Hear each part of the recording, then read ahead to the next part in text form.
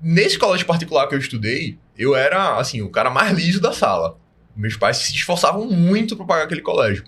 Mas foi muito importante para mim, eu gosto sempre de salientar isso, a convivência, cara. Não é nem o português aqui é mais bem ensinado.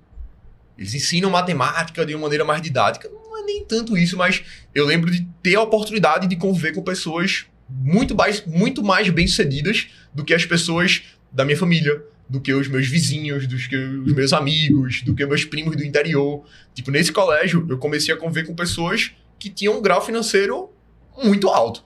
E isso é muito importante para mim. Inclusive, acho que inconscientemente, na minha decisão de ser empreendedor, tem muito das minhas vivências de quando eu era mais jovem.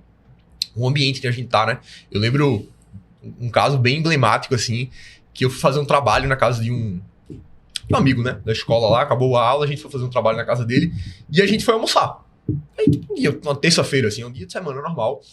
E aí a gente foi almoçar lá, primeiro, aquele banquete, né? Polvo, camarão, né? Um luxo danado. Mas o que mais me chamou a atenção foi que o pai do menino lá, o líder, né, da família lá, ele tava na mesa com a gente, pô. Numa terça-feira.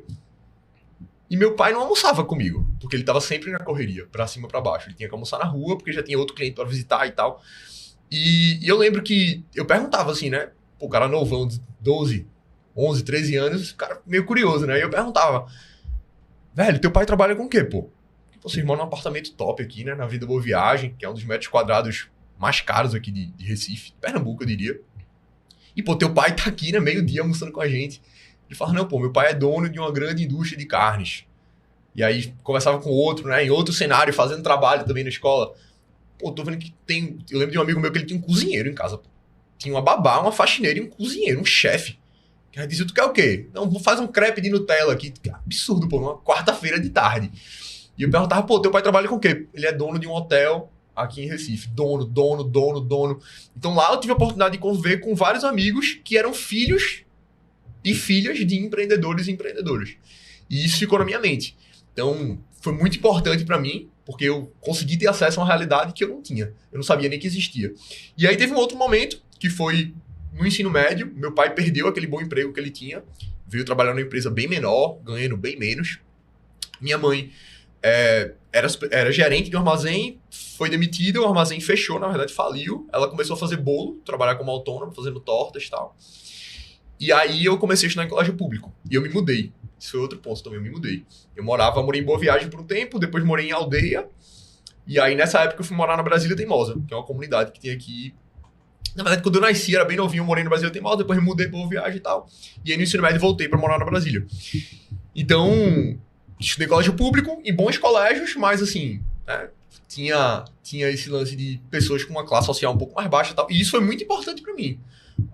Entender os dois cenários, né? Entender os dois lados da moeda. Eu acredito que com aquela frase do Tio Ben, né, do Homem-Aranha, com grandes poderes vem grandes responsabilidades.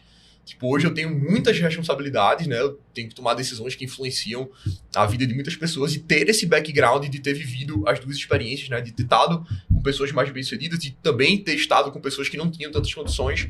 Acredito que me fez ser um cara bem mais humano, né? Eu sei o que é almoçar numa terça-feira numa varanda da Avenida Boa Viagem, mas eu sei o que é ficar 2 horas na integração esperando o ônibus. Eu sei o que é estar ali numa parada, passar uma caminhonete, melar você de barro, de água, de chuva.